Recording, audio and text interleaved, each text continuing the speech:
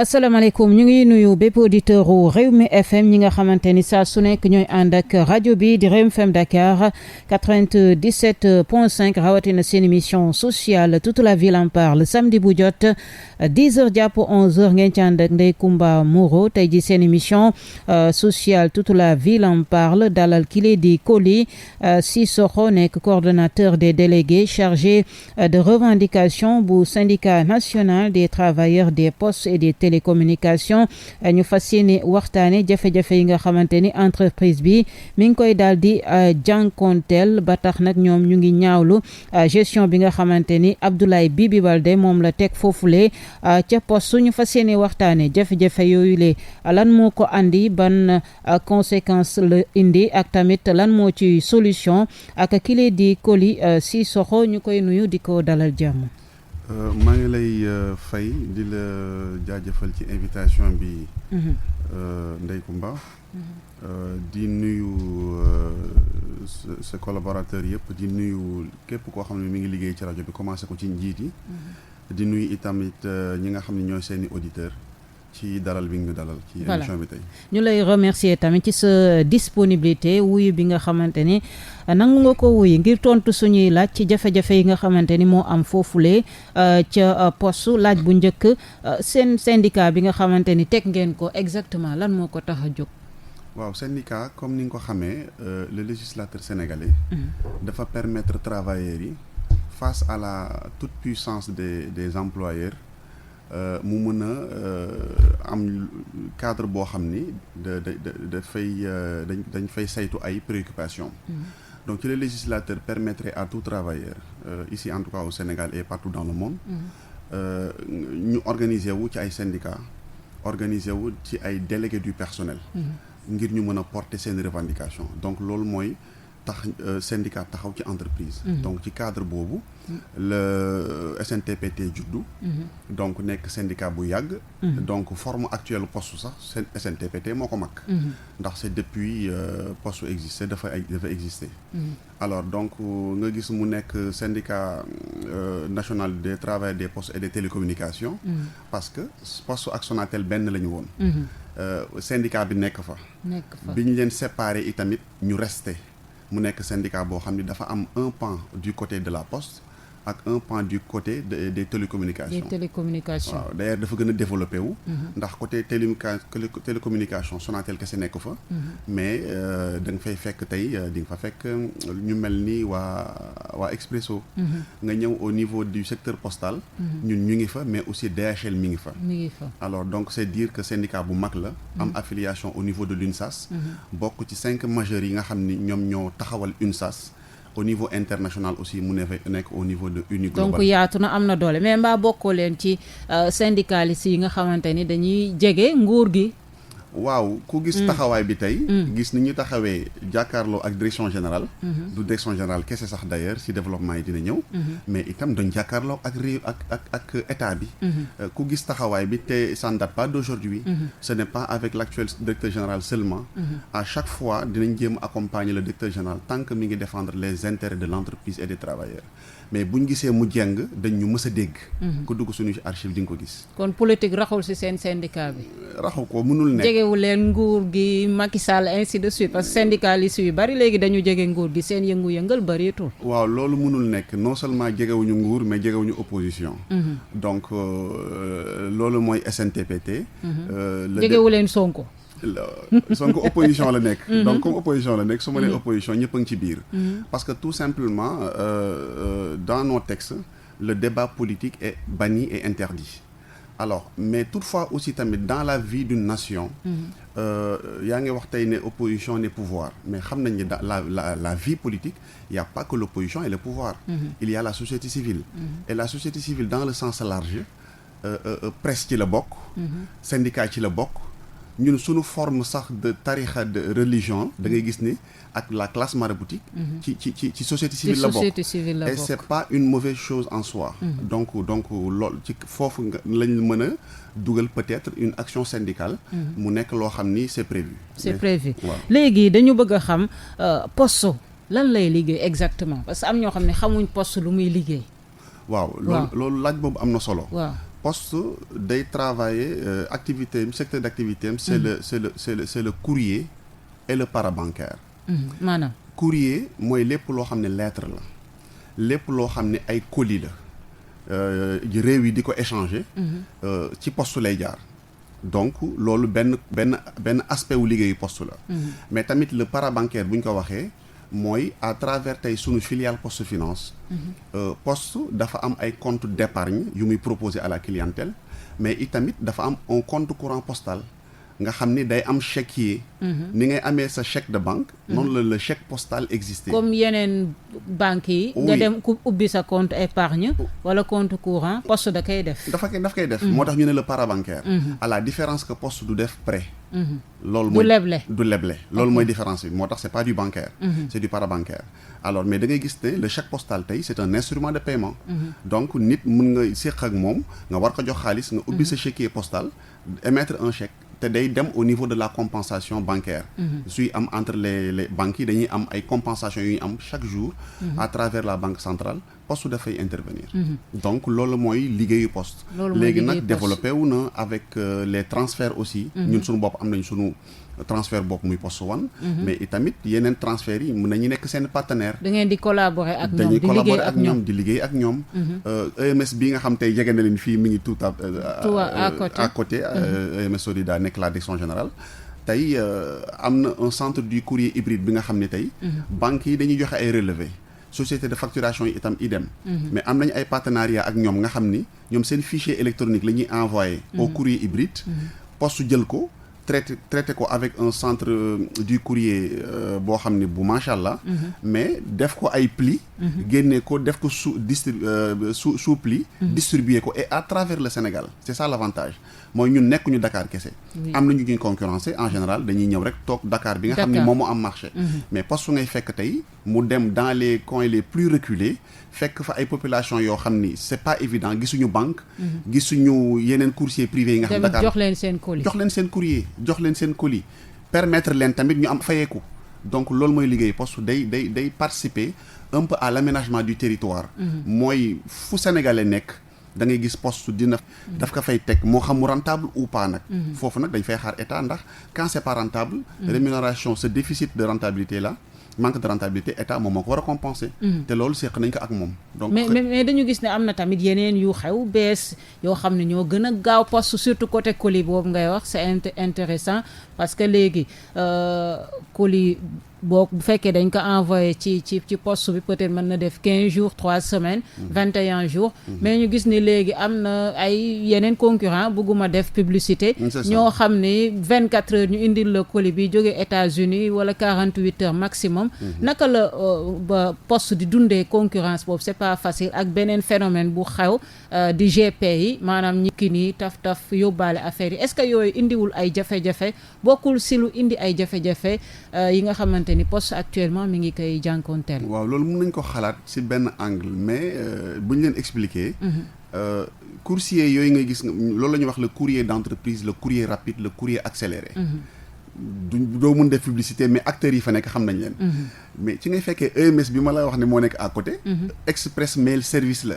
d'accord Express Mail Service ñoo coursier yooyu seen bagage yi ça voyage dans les mêmes soutes d'avion. On a les mêmes délais. rapidité boobu ngay wax. rapidité bi ngay wax EMS daf koy assurer. c'est le kon poste mën nañ jot colis bi nii taf 48 heures 24 heures. ankañ comme ñeneen ñi. moo tax ma ne les bagages voyagent dans les mêmes soutes d'avion. donc rien ne peut expliquer ñu foog ni EMS mënul loolu EMS day def loolu day joxe ay délais garantis. alors léegi nag la poste traditionnelle moom mooy jël temps am parce que dafa am y a un coût aussi tamit munoo gagner en rapidité ba pare coût bi du yokk donc bële moo gën a cher mais c'est moins cher que la concurrence dans ce secteur du courrier accéléré courrier d'affaires courrier d'entreprise d'accord donc loolu dafa war a yéen maanaam ku ñëw ci poste am na peut-être bu xaw a yéex bi def 3 semaines 21 jours am tamit bu gaaw bi comme yeneen yi 24 heures 48 heures nga jot sa colis mais yéen maanaam tarif yi ngeen di proposé moo gën a yomb ñeneen ñi ma xam ne bëgguma leen tudd quoi pour def publicité maanaam tarifu poste yi ñoo gën a yomb et même bi ngay wax 15 jours 21 jours du yegg foofu en moins d'une semaine en 3 jours il arrive que mais c'est pas garanti c'est pas des délais garantis parfois tam li koy yéexal mooy xam nga boo ko defee envoi simple bu boobaa day dem du laaj par exemple ay décharge ak ay lourdeur mun na dem mais c'est pas loolu aussi tamit amul garantie c'est-à-dire bu amee bu sa courrier demul doo ko mën def réclamation mais nag le fait que nga koy recommander comprendre nga moom mooy waral cette sécurité là parfois mooy xaw a yéexal courrier bi mais même délai boobu ñuy wax noonu c'est pas yeggul foofu États-Unis liaison ak États-Unis ngay gis ni jamono yi ñu amoon anthrax yi nga xam dañ leen doon defal poison seen courrier yi ñoom ñoo demoon de manière systématique di ubbi courrier yëpp et cetera loolu moo waraloon dans cette destination là mu yeggoon ci délai yooyu mais c'est dire que de la même manière que mu am ay coursiers rapides à l'international de la même c'est vrai ñoo ëpp poste doole de la même manière nga gisee EMS Sénégal nekk dans ce secteur là nga xam ni c'est le courrier d'affaires c'est le courrier d'entreprise c'est le courrier accéléré mais est-ce que tamit kon côté communication bi desul waaw mën na nekk pour ñu gën a xam EMS pour le fait que nit ñi léegi préfèrent les autres que la poste. waaw loolu c'est une réalité. waaw lan mooy problème bi exactement. waaw c'est une réalité mais xam nga tamit communication dafa am coût. Et pourtant actuellement avec l'actuel directeur général maanaam cellule communication bi nga xam ni monté na ko. jël li nga xam ni mooy budget de la direction marketing et communication bi fi nekkoon alloué ko. Bizarrement ki nga xam ni moo jiite cette cellule de communication mais c'est un agent du ministère du commerce am tànk foofu am tànk ci poste bi fii di diriger la communication de la poste il est très difficile de le voir parce que day laqatu alors ce budget de communication je pense que ak groupe bi ni mu tëddee bu amoon une bonne partie ñu alloué ko à EMS Sénégal pour mu mën a justement comme ni nga koy waxee bien que ñu ngi def seen publicité gën a fës kon lu mel ni du dal EMS dina ko permettre mu am ay marché nit ñi gën ko xam jox ko confiance mu mën di liggéey ci segment boobu mais da ngay gis ne avec l'actuel directeur général dinañ ci ñëw mauvaise gestion bi foo ko natt weesu na ko ci jafe-jafe yooyu la ñuy ñëw fippu di kaas di def ay sitting ay manifestation ay marche lan mooy problème mu poste exactement yan jafe-jafe la poste di jànkonteel di traverser merci Ndeye Comba c'est très important étape boobu poste boo gisee depuis 2018 dafa am bien sûr une pression du FMI parce que xam nga état pratiquement suñu état en voie de développement yi boo defaree sa budget du équilibré en général da ngay am déficit budgétaire en général suñu état yi dañuy dem à l'étranger avec la Banque mondiale le FMI pour se faire financer leur déficit donc ñooñu bu ñu lay financer dans le cadre de la gestion publique say compte dafa am ay comptes yoo leen di rendre ñooñu ñoo gis ne en 2018 que dafa am benn relation bu am entre poste ak trésor boo xam ni am na ay xaalis bu fay jaar alors xaalis boobu nan la fay jaaree c'est d'après les statuts de la poste compense moom laa la doon wax sànq boo jëlee les banques ni activité bancaire ak économique bi di amee ak financière dans le pays chaque soir au niveau de la banque centrale dafa am ay opération de compensation banque bu nekk la nga amel sa borom ngeen croiser ko et cetera ñu xam kan mooy fay mu fay mais pour l'État du Sénégal c'est le trésor qui représente l'État du Sénégal du bàyyi poste malgré mu am le chèque postal poste dem toogal boppam donc trésor mooy dem toogal poste su toogalee poste en général on a une position débitrice maanaam c'est nous qui devons aux autres trésor fay su paree ne nu mu tuddati poste compensel naa la pour tel tant de milliards yaa ma war a fay dans 10 jours loolu da daan permettre poste avec toutes les directions générales qui sont succédées da ka daan permettre muy am de la liquidité dans son réseau mën ci liggéey en attendant 10 jours yi jox muy rembourser trésor di dàqanteeg trésor loolu nag peut-être dafa am abus les bailleurs de fonds ont vu ça ils ont tapé pour dire que lii il faut que ça cesse au lieu que le trésor le ministre des finances le premier ministre l'État en tout cas rappeler à l'ordre la poste pour en tout cas le directeur général pour muy compenser correctement ñoom dañu préférer couper carrément ce cordon en violant carrément les statuts de la poste li lié woon poste ak trésor oui donc ñu ubbiloo poste un compte de règlement au niveau de la banque centrale nga xam ni c'est vrai trésor mi ngi fa mais balaa trésor di ñëw di fay sax fekk na poste approvisionner le compte. Vous voyez un peu la difficulté. dañ la doon compenser après ñu jox la 10 jours pour nga rembourser. léegi nag non seulement c'est vrai dañ lay compenser mais c'est tout de suite là bu ñu paree rek da ngay rembourser. fekk ne compte bi provisionné nga ko déjà. donc loolu ay difficulté la indi depuis 2018. parce que ñun entreprise la ñoo xam ne voilà c'est un peu du social état tegulu obligation de résultat. amul ay actionnaires yoo xam derrière dañuy taxaw pour nga def ay résultats à coup de milliards. ñu mën a am seeni kii. ay dividendes. donc sur ce poste à un certain moment nu mu tuddati dafa am déficit budgétaire dafa am déficit. c'est-à-dire la muy liggéey. du ko permettre mu couvrir ay charges am. noonu la mës a demee mais compense bi ma la wax nii moo daan nëbbu loolu. léegi nag comme rocc nañ compense bi donc déficit bi dafay taxaw. lu fa ñëw da koy engloutir. donc moom ay revenu permettre ko mu supporter ay charges am. c'est ça. te charges yi malheureusement il y a une bonne partie boo xam c'est de la mauvaise gestion. c'est un mauvais contrôle de la part du conseil d'administration mais aussi des corps de contrôle de l'État ndax gestion dañ koy contrôler. Figurez-vous bien depuis plus de 15 ans du IG du Cour des comptes amul kenn ku teg tànkam poste. loolu c'est pas de la responsabilité de la part de l'État. xanaa dafa am ay détournement de fonds au niveau de la poste. am na fa coow li mujjee am.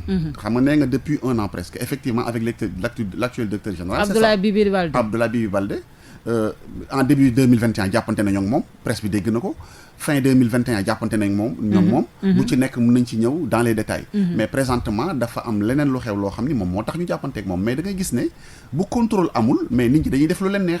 loolu mooy tax charge yi di gonfler dont une bonne partie c'est la masse salariale te masse salariale boobu ñu ngi koy wax mais am na une bonne partie boo xam ni c'est les consultances. cabinet de consultance à tout azimut depuis bi mu ñëwee.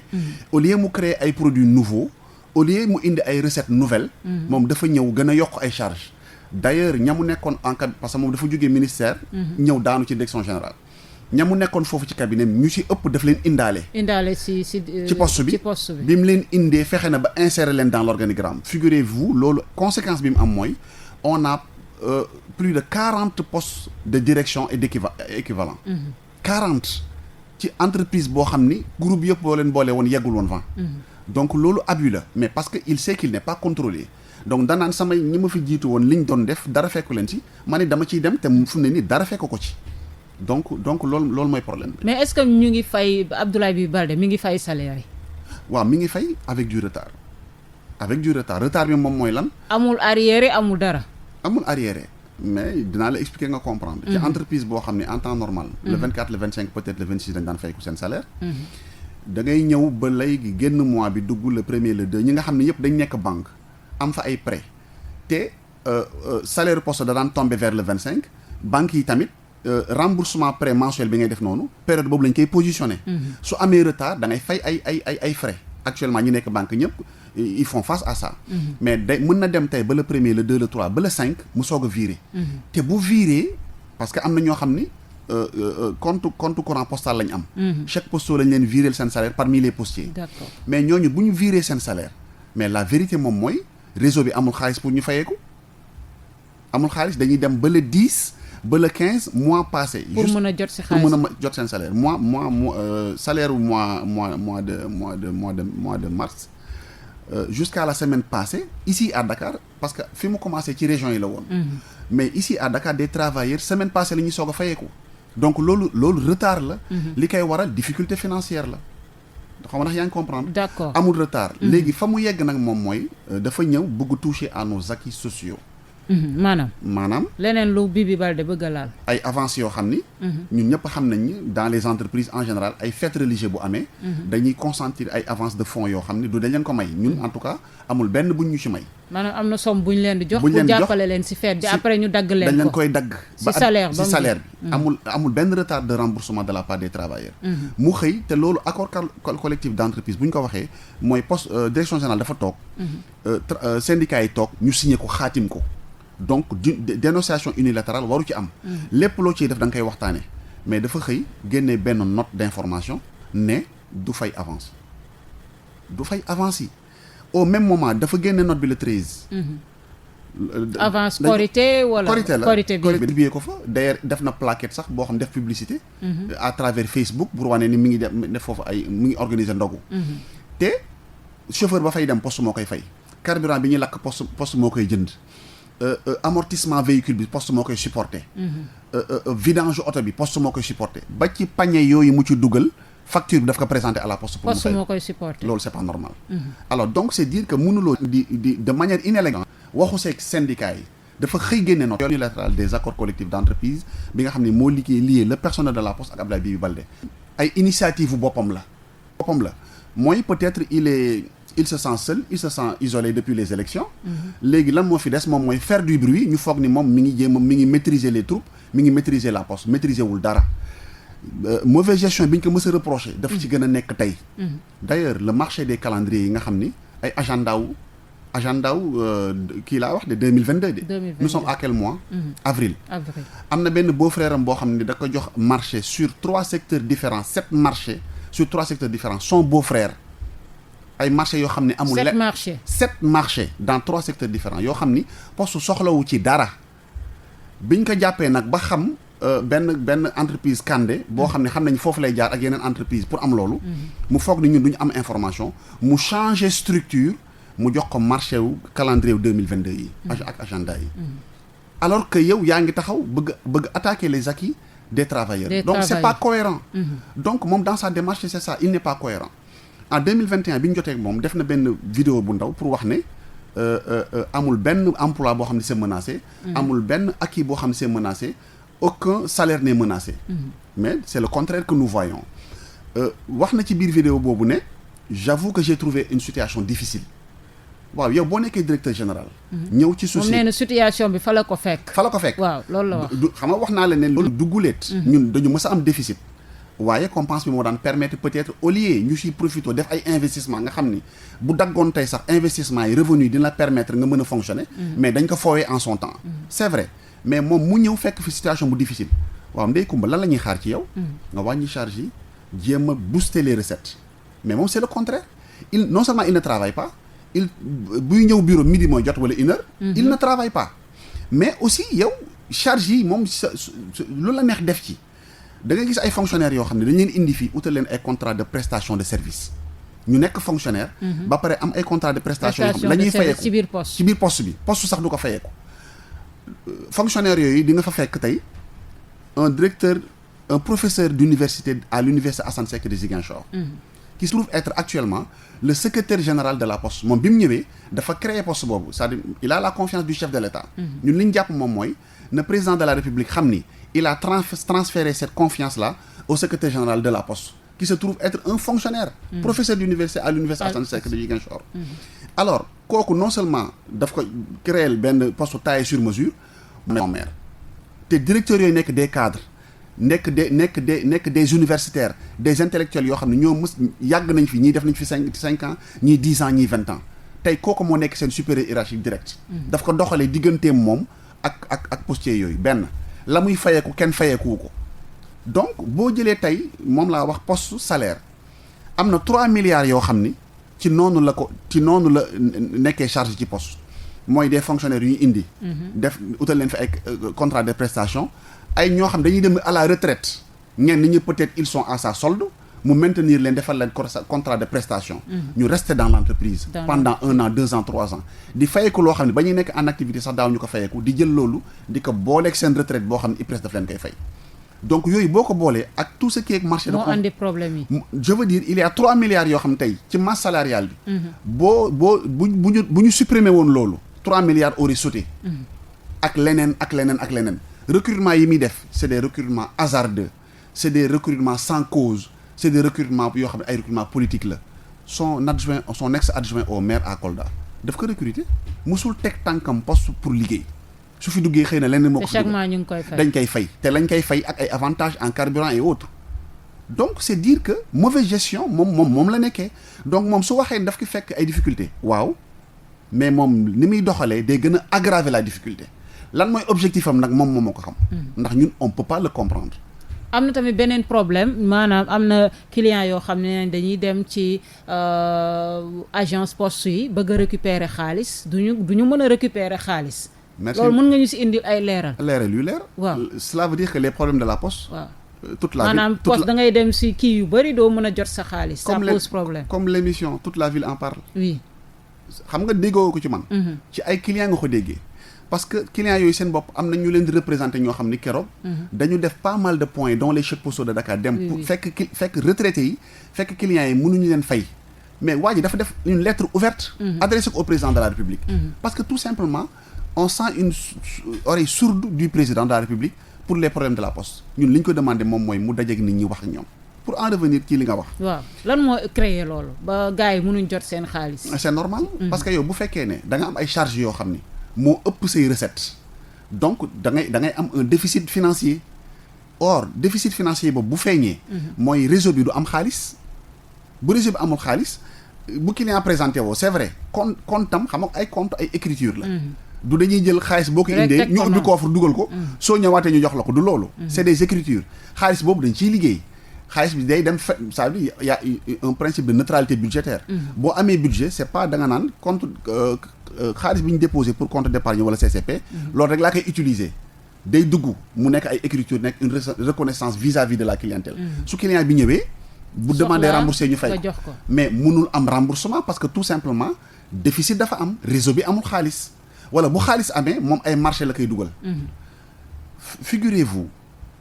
exercice 2021 bi syndicat yi bougé en 2020.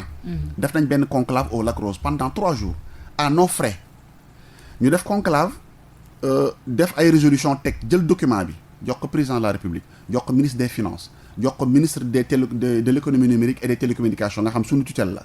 jox ko ARTP jox ko suñu conseil d'administration jox ko directeur général amul kenn kuñ ci accusé réception mais bi loolu amee. ñu tenir une assemblée générale le 22 décembre 2020.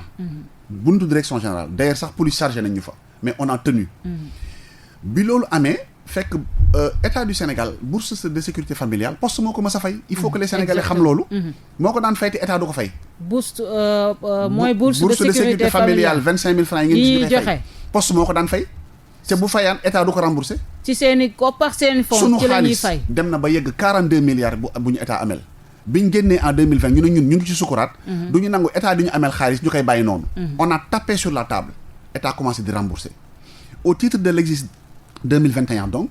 état remboursé à hauteur de 30 milliards dugg na ci keesu poste sous Bibi Baldé.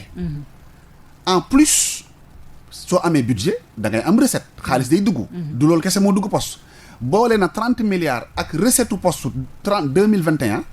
mais malgré ça le réseau est sec donc c'est à Bibi Baldé de dire aux gens. lan moo tax réseau bi amul xaalis. amul xaalis bañ ko laajee mu ne l'argent est dans les comptes ñu ne ko l'argent est dans les comptes de la DFC et le réseau est sec loolu la ñu ko répondre ndax recevoir ñoon en audience ñu wax ak moom. devant ses collaborateurs ñun aussi devant nos responsables au niveau national. donc xaalis bi dugg na au titre de l'exercice 2021 mais daf ko foowe marché yi ma la wax nii mais c'est pour se faire de l'argent ñun ñëpp xam nañu.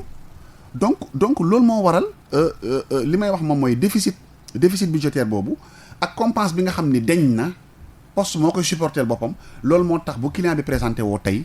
duñ ko mën satisfaire. du ngeen ko mën a satisfaire alors que li gënoon a yomb moom mooy état rappelé woon à l'ordre le directeur général d'alors wax ko ne ko del rembourser say compense. loolu moo gën a yomb nga ñëw tey couper le cordon ombilical. te est-ce que réseau boobu di sec tamit du tax client yi di daw poste. mais déjà poste mi ngi am problème de concurrence loolu amaat encore. loolu moo ko waral nag. mooy dañuy ñëw tey nga sa mbokk yónnee la xaalis nga ñëw présenter wu poste parce que fi mu jaaree la xaalis bi ils sont en partenariat avec la poste. nga ñëw taxaw juneel xaalis amul. wala nga ñëw déposer ci sa compte bëgg ci retirer woo sax lépp. bëgg sa retirer dara tuuti rek tuuti doo ko jot. li ko waral moom mooy violation bi nga xam ni état daf ko violer. les statuts en coupant la compense en tout cas rôle bi trésor doon jouer daf ko dindi mais itamit li ñuy am as tuut directeur général bi ñu fi teg mais yaxanalu ko daf koy pasare dans sa base politique. est-ce que yéen dem ngeen toog ak Bibi Baldé waxtaan ak moom ci situation bi en 2021 à table toog waxtaan ak moom en 2021 gis nga SNTPT balaa ñuy génnee coow saa yoo déggee ñu génnee coow jaar nañ ci ñaari étape mooy le secrétaire général le camarade secrétaire général Ibrahima Sarr day bu gisee loo xam ni jaaduwul na sol dàllam dem dugg bureau ñoom ñaar ñu wax ci bu persister mu génnee ko ci ëtt bi mooy travers audience wala ñu def lu mel ni ay déclaration interne ñun bëri na ay déclaration yu ñu def yoo xam presse du ko yëg parce que c'est interne wax ak travailleurs yi bu fekkee ne nag loolu réglé wu ko wala ñu am audience wax ak moom sottiwul mais poste ñu dañ fay liggéeyee rek mais moomuñu ko. Ça appartient à tous les Sénégalais. Société nationale la boo xam c'est détenu à 100% par l'État du Sénégal. ba ci ay filialam poste moo ko moom poste bu moomee donc la maison mère moom moomaale filiales yi. donc sénégalais yi dañ ci am cër. bu ñu waxee ba sonn en interne sottiwul état dégluwuñu corps de contrôle kenn du contrôler la gestion des directeurs généraux mais ñu li ñu dese moom mooy ñu informer les sénégalais. ba nga xam ne ëllëg ci biir yu mel nii su amee ñu bañ a di agresser nos travailleurs qui sont tey au niveau des guichets et des agences. ndax agression mën na ci am. lu ne lañ leen di wax dañ leen saaga daañ leen xas soo moytul sax ñu dóor la mais boo gisee ñun tam ñuy àddu loolu moom moo ko waral donc au début de l'année 2021 toog nañu ak moom bi coow li amee y a eu de la médiation ñu ne ñun dialogue duñ ko bañ ñu dem toog ak moom lépp loo xam ni wax nañ ko ci mauvaise gestion ñu wax ko comme je l'ai dit tout à l'heure devant ses collaborateurs directeurs ak ñun aussi devant nos responsables point par point mais gis nga bi ñu yegsee ci point wu recrutement abusif son adjoint au maire et cetera mais qu'est-ce qu'il nous dit de manière légère il nous dit clairement si j'ai envie de recruter mon marabout pour qu'il prie pour moi c'est important pour moi je vais le recruter ñu ne ko et votre adjoint au maire mu ne mais s'il peut me dire comment est-ce que les syndicats réfléchissent et cetera je veux dire avec une légèreté boo xam ni jàpp naa ni autorités yi buñ ko yëgoon wala ñu teg ci seen bët kon leneen la ñuy wax. boobu ba léegi amoo leen toogu leen ak président amoo leen benn. amuñ toogu ak moom te bind nañ ko demandé nañu audience. document bu ñu produire. malgré sortie presse yi ngeen def yëpp. toogul ak ñun nu mu tuddati document bu ñu produire de réflexion yónnee nañ ko mais dama ne accusé de réception sax doo ko am donc loolu mooy situation bi moom nag Bibi Baldé wax nañu ak moom salle de conférence bañ ci jugee mais dafa gën a continuer et d'ailleurs sax il avait presque annoncé nee na ñun ay politiciens lañu. bu ñu bëggee biir yi changé bu ñu fi teg vous vous rendez compte bu ñu fi teg politicien même le ministre de tutelle dañ daan rencontré nañ ko wax ak moom aussi li mu mën moom mooy jottali suñu wax président su ko président waxee mu wax ñu te bokk na ci wax yi mu ñu waxoon mooy d'ailleurs président par mesure conservatoire demandé na ko par lettre mu arrêter les recrutements bi ñu toogee ak moom nee nañ ko ministre nee nañu président wax na ko ni envoyé nañ la lettre courrier mu ne moom jotul courrier boobu mais bu jotee courrier bi mu ñëw ñu wax ko il va arrêter mais arrêté wul je veux dire donc yéen da ngeen bëgg Bibi Baldé démissionner. waaw loolu am na sa benn confrère bu ko demandé. ci deuxième coow bi ñu amoon en fin d'année 2021. dafa ñëw moom moo def conférence de presse am bi mu defee conférence de presse am dans les locaux de la direction générale mu peindre une image bu sombre bu poste en 10 ans. sunu masse salariale temps la. ça dépasse de loin suñuy recette joxe montant bi publiquement ba pare ne nous avons touché le fond il y a plus rien à faire nous existons par la seule volonté de journaliste bi ne ko est-ce que vous vous apprêtez à démissionner est-ce que pare nga parce que ku wax loolu il y a plus rien à faire ça veut dire que moom amul solution amul benn solution par rapport au problème warul xaar sax nit ñi di demander départ am dafa war a démissionner ci lu ñu jàpp ñun parce que amul solution Bibi Baldé n'a pas de solution il va aggraver la situation te fa mu ñuy jëmee mooy cessation de paiement fa mu ñuy jëmee mooy 4500 travailleurs pères et mères de famille qui peuvent aller au chômage. kon yow da nga jàpp ni bu ñu bàyyee foofu Bibi Baldé poste dafay suux carrément. du bu ñu bàyyee Bibi Baldé kese. bu ñu ko bàyyee mu continuer avec la mauvaise gestion. parce que moom lim ñu wan nee naa la ba ci agenda wu 2022 mi ngi soog a génn. goroom la ko jox son beau-frère. bi muy suspendre les avances Korité des travailleurs mais au même moment dafa taxawal fourgonnette boo xam ne ci exploitation la ko jëlee teg ko immobiliser ko pendant tout un long week-end avec fête jour férié bi immobiliser ko def ci ay panier ndogu yoo xam ne c'est à la charge de la poste je veux dire kooku ñun dañu jàpp ne parewul pour changer donc tant qu'il est là lii mooy continuer et fa mu jëmee poste baaxul ce sera un drame social te poste dafa am njëriñ gis nga dafa bokk ci ay njëriñam mooy la poste participe à l'aménagement du territoire nee naa la bureau de poste foo dem di nga dem foo xam ne amul banque amul dara poste rek moom moo fay nekk mais aussi ça pose un problème de sécurité sociale en quel sens il y a des militaires des gendarmes des policiers yoo xam dañ nekk fu sori poste lañ gis fa la ñuy fayee ko imaginez tey des forces de défense et de sécurité pour un nombre boo xam nombre critique la weer dee ñu war a jël seen solde jotuñu ko. Qu'est-ce que ça peut poser comme problème. gis nañ fii ay retraités récemment dem dugg pour fayeeku seen pension amul. ici à Thiès dañoo baare tali bi. loolu la presse l'a relayé. c'est très dangereux d'ailleurs l'IPRES a quitté le poste finance ñun ñoo doon fay retraités yi. les 80 000 retraités au niveau du Sénégal. ñun ñoo ko doon fay. 80 000 retraités léegi IPRES daal di quitter la poste. IPRES quitté na parce que dafa am ay difficultés. retraités yi à travers le Sénégal dañuy dem bu ñu waree jël seen pension duñ ko jot ils comprennent pas. mooy toujours ci problème yi. ngay wax alors que IPRES.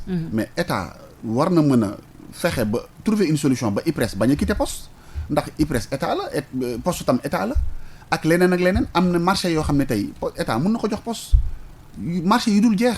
Il y a tellement de perspectives. yoo xam ne mooy mën a suqali poste. xam naa dañ ci ñëw en dernier point. donc c'est dire que li xew les postiers n'y sont pour rien pour absolument rien ñoom dañ leen recruter indi leen ñuy liggéey ki nga xam ne moom lañ dénk kër gi une entreprise quand ça fonctionne c'est le top management. mën nañ ci féliciter mais quand ça marche pas aussi c'est le top management. Au premier chef duquel le directeur général. voilà ñu ngi leen di fàttali yéen a ngi suivre seen émission sociale toute la ville en parle tey ji Ndeye Comba Moreau dalal Coly Cissokho nekk coordonnateur des délégués chargés de revendication bu syndicat des travailleurs des postes et des télécommunications ñuy waxtaanee jafe-jafe yi nga xamante ni entreprise bi mu ngi koy jànkonteel tey ji yéen liggéeykat yi qu'est-ce que vous réclamez yan solution ngeen bëgg lan ngeen bëgg état wu Sénégal def ko carrément pour poste bañu suux. waaw xam nga wax naa leen la di nga ubbi bureau de poste ci benn zone boo xam ni. bureau bi rentable. recette yi muy am sax mënul fay gardien bi benn gardien rek mënu ko fay mais loolu bu amee c'est parce que tout simplement ces populations là dañ am droit au service public de la communication te poste itamit day participer à l'inclusion et à l'éducation financière des populations. mooy foo xam ni gisoo fa banque bu ñu la permettre nga mën a am un compte d'épargne di ko ubbi di épargner d'ailleurs pour te dire que éducation bi dafa dem ba tey boo ñëwee ci sa compte d'épargne nga bëgg a def retrait. Premier retrait dans le mois c'est pas taxé. Deuxième retrait dans le mois c'est pas taxé. Mais le troisième retrait est taxé. C'est pas pour nous faire de l'argent mais ça participe à l'éducation financière nu mu tuddati des travailleurs. des populations. donc loolu bu amee donc chaque population poste da lay offrir nga am un droit d'avoir accès aux services de communication. et aux services d'épargne ak yooyu. comme ni ko waa Dakar amee. waaw bu loolu amee si le bureau n'est pas rentable dafa am une rémunération du service boo xam ni état daf koy fay poste mais depuis plus de 30 ans depuis 85 1,3 milliard la woon mu taxaw foofu rek. bureau non rentable yi di yokk. coût de production yi di yokku mais mu taxaw à 1,3 milliard malgré que en 2018 il y a une convention de dette croisée boo xam ne état du Sénégal signé na ko ak poste mais état ci boppam moom moo ko fixé à 6 milliards et quelques mais taxul chaque année mu war a verser 6 milliards à la poste depuis 2018 année passée versé na 2,6 milliards c'est pas que daf ko porté à 2,6 milliards mais dafa régulariser woon benn année mais 2022 bi porté na ko à 3,1 milliards donc moom 6,7 milliards yi sax yeggagu fa. alors que ñun suñu comptabilité analytique cette rémunération du service public là dafa produire ay documents def ay travaux déposer ko au niveau de l'ARTP mais il l'évalue à 11,5 milliards. am na contre-expertise boo xam ne lañ demandé woon dans le cadre du comité interministériel sur la restructuration de la poste nga xam ni depuis 2014 mi ngi liggéey mais dafa valider na en bonne partie ce montant de 11,5 milliards. donc ñun li ñuy xaar moom mooy que l'État rémunère à sa juste valeur le service public bi nga xam ni day jural poste ay pertes loolu benn la. beneen bi moom mooy il faut un contrôle régulier de la gestion au niveau de la poste même conseil d'administration bii sax nga xam mooy conseil d'administration poste. am na capacité am na pouvoir d'après les textes mais de mettre sur pied des commissions de contrôle ad hoc bien sûr. pour mën a xool saytu directeur général li muy def. mais bu dee conseil d'administration yi ay mag la yoo xam ni da ngay fekk ñu am 70 ans 80 ans. ñoom leneen lañ tal je veux dire taluñu poste. ni ñuy doxee taluñu poste parce que à chaque fois le camarade secrétaire général dana leen saisir. ci poste bi ni muy doxee ci contentieux yi ñuy am avec le directeur général mais du ñu réagir. alors donc conseil d'administration jouer son rôle de contrôle mais itamit l'État central à travers l'IGE la Cour des comptes. mais ñuy ñëw poste lan moo tax duñ fi ñëw te ñuy dem feneen. ay da ngay gis mairie boo xam ne dans ce mosuñu ñëw poste depuis plus de 15 ans teguñu fi tànk alors que am na ay mairie yoo xam ne récemment l'année mais ces corps de contrôle là sont partis là-bas 2 fois au moins lan mooy mën a expliquer loolu dara mënu ko expliquer OFNAC moom moo fi ñëwoon en 2014 def son rapport gis ay mbir def ko rapport ci la ko boolee woon ak li xewoon kudd kilo ñebbe 4000 francs def ko rapport jox président taxaw la dame à l'époque elle a pris sa responsabilité def ci conférence de presse publier le rapport ñun ci lañ ko gisee mais doon wax sax ne poste war nañ fa ñëwaat ndax am na lu ñu fa gis mais loolu taxuñu woon jóg ci lañ dàqee femme bi loolu mooy le dernier corps de contrôle de l'État bu Nafi Ngom Keïta bu mës a dugg poste waaw depuis plus de 15 ans alors loolu benn point la beneen point mooy ARTP mooy c'est le régulateur des télécommunications et des postes mais ARTP télécommunication moo ko gën a intéressé débat bi fi amoon récemment seen amende yooyu porté à 18 milliards et cetera et tout indi coow ba mu ñu ko ijji à 2 milliards mais ñoom loolu moo leen intéressé bizarrement même les conférences qui se passent au niveau international da ngay gis ne gars yi la majeure partie foofu la ñuy dem alors donc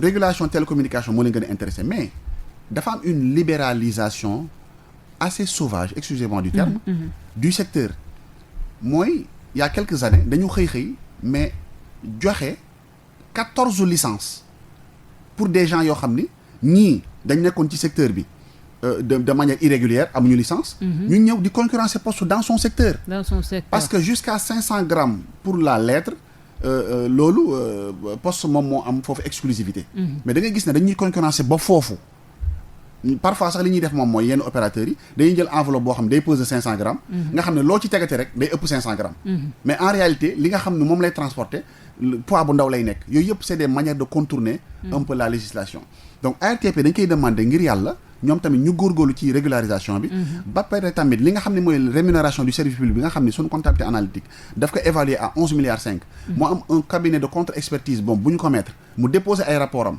presque valider la totalité de ce montant là nañu gaaw li nga xam ne mooy conséquence loolu ñu valider ko poste mën di jot rémunération à sa juste valeur chaque année ça participera à un peu résorber le gap bi nga xam ni li ko waral en partie moom mooy le fait que ñuy nekk dans des zones non rentables au nom de l'État. Voilà temps bi jeex na. am na yeneen mbir nag yoo xam ni soo permettre 5 minutes. waaw ñu dugal ko kon mun nga ko doon taf taf am na yenn marché 1-2 minutes. waaw am na marché lu mel ni par exemple tirage ak distribution bulletin de salaire fonctionnaires yi. poste mën na ko def. poste mën na ko def. boo jëlee tey EMS bi mën na tirer à travers le courrier hybride. mais les bulletins de vote. élection yi am poste mën na ci participer gën a suqali poste gën ko dooleel mën na ko donc ak yeneen ak lu mel ni contravention tey bu la gendarme verbalisé nga war a fay et cetera te loolu sax ça participe à sécuriser ces fonds là qui sont payés au titre des contraventions ak ay amendes mën nañ dem dans un bureau de poste fay ñëw au niveau de la gendarmerie wala de la police wane ne fay naa boo ko defee bu ñu leen war a restituer seen papier ñu restituer ko loolu ça participe même à sécuriser les fonds qui sont payés dans ce cadre là ak yeneen mais surtout un accompagnement de l'État ak un contrôle systématique de la part de l'État. lan mooy seen plan d'action lan ngeen fas yéenee def. waaw ñun suñuy acquis sociaux moom ku ko laal. di ñu fekk ci sa yoon. mooy ñun du ñu accepter les acquis sociaux des travailleurs ñu koy laal mais surtout de manière unilatérale di ko violer de manière unilatérale donc dans les jours à venir di ngeen dégg syndicat bi dina communiquer. à part seen sitting yeeg yooyu lan ngeen fas yéenee def tamit yéen. ci soxo dans un passé récent. En 2021. def nañ fi benn journée de port généralisée de brassard. bañ ko defee. au niveau national. mais c'était une réussite. loolu état mënul wax ni tegu ci bëtam. ñu jóge ci loolu organiser une grande marche ici au boulevard du Centenaire. mais c'était une réussite taxul état wax ak ñun. mais ci loolu lañ jëmaat itam bu ñu waree jàmm te même dans cette semaine là di nga gis ne ça bougera dans les différentes entités. parce que travailleurs encore une fois mënuñu accepter ñuy laal seen i acquis. est-ce que bii bi fi mu jàppoon la jàpp est-ce que gëm ngeen dinañ leen fay avance su Korité bi. waaw xam nga seule la lutte libère. ñun li ñuy def moom mooy bu ñu def nañ suñu assemblée générale fële mardi passé direction générale. nous avons nos retours. xam nañ ni y a une forte pression sur la direction générale parce que xam na ne li mu def jaaduwul kon xam nga nit bu defee lu jaaduwul ñu sëqatoo ko vilipender ko partout loolu tamit amul benn kilifa bu ko bëgg. donc ñun jàpp nañ ni lii lu ko marqué la te travailleurs bu ñu bàyyiwul mën nañ am gain de cause loolu lañu jàpp mais au-delà de cette avance là mais dañu gisul loo xam ne dafa dal suñu xel de sa part. c'est une situation globale en fait. gis ngeen ni daal ce n'est pas l'homme de la situation. wanewu ko. wane ko bu ko gis fu mu ko wanee nga wax ñu ko moom c'est de la mauvaise gestion. mais mbaa duñ fa jëlee ko indi leen ko pire encore. moo tax ma ne jëlee fi Bibi Baldé kese peut-être loolu du loolu kese moom mooy nekk solution. mais itamit dafa war a accompagner wu d'un contrôle de la part de l'État. dafa war a accompagner wu État fépp fu mu mën a dimbalee poste EMS bi par exemple. am na tey ay structures yoo xam ñoo nekk ak moom ci même secteur. du courrier accéléré courrier d'affaires courrier d'entreprise. mais ñooñu xel warul mën a xalaat état du Sénégal ñooñu di def maanaam. courrier EMS war na mën a def courrier boobu. fépp fu état mën a dimbali poste mu def ko mais mënuñu comprendre mu jéggi fii nu mu tuddati poste di dem ba ci ay distribution de facture. tey ñi nga xam ne ñoo yor mbirum ndox à Dakar. xam nga jox nañ ko ay français. ñu ñëw remplacer ay sénégalais yu fi nekkoon mais ñooñu seen distribution facture. kañ ko jox boo gëstoo ba gëstu c'est une filiale française.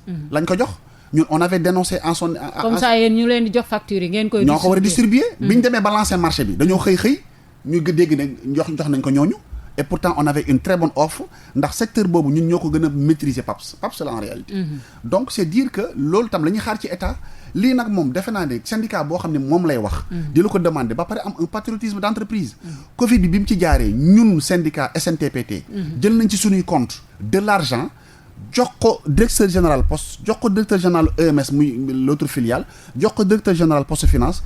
pour ñu dimbali ko. pour mën a aar travailleur dans ce cadre là. syndicat bi def loolu ana lan nga xam mën a reprocher. on a renoncé moom même en 2020 sunu subvention de 1er mai et pourtant c'est des millions. dañ ko renoncé nañ ko wax directeur général ne ko delloo ko ci travailleur nga aar leen xam nga la ci def. jël lu mu ci yokk yóbbu ko Kolda distribuer ko foofu. te ba mu politique ko te ba ñuy expliquer def ñu ne. préfet yi ñoo def ay demandes mu jox leen ko. donc les préfets dans la zone ils sont interpellés. nee na ñoom la ko jox. voilà Coly Cissokho ma bàyyi la nga tàggoog auditeurs yi ak sa mbokk liggéeykat yi nekk foofu la ca poste. waaw di la gërëm di la jaajëfal Ndeye Comba ci invitation bi ak vraiment émission bi ni mu déroulé woo. des questions très pertinentes yi tamit bàyyi nga ñu am sunu sago ñu répondre ak les relances yu baax tamit donc di la jaajëfal groupe bi di nuyu travailleurs yi di leen déwénati ci koor gi c'est vrai que c'est finissant. Mais c'est une occasion que nous avons dañ leen déwénati di leen bal ak di ñaan sunu kër gi yàlla sàmmal ñu ko. lépp luñ ciy ragal mu dàqal ñu ko lépp loo xam ni tamit ñu ngi ko ciy séntu mu defal ñu ci lu kawe sunu njort pour le bonheur des travailleurs de la poste de l'État du Sénégal et des populations sénégalaises. Voilà ñu koy remercier bu baax a baax Coly Cissokho ci disponibilité am coordonnateur des délégués chargés de revendication bu syndicat national des travailleurs des postes et des télécommunications kon ñu ngi koy remercier bu baax a baax ak yéen suñu auditeurs yi ànd ak ñun chaque samedi de 10h à 11h kon Ndeye Comba Moreau di leen wax samedi prochain 10h jàpp 11h ci beneen émission beneen thème ak beneen invité jaa ngeen jëf.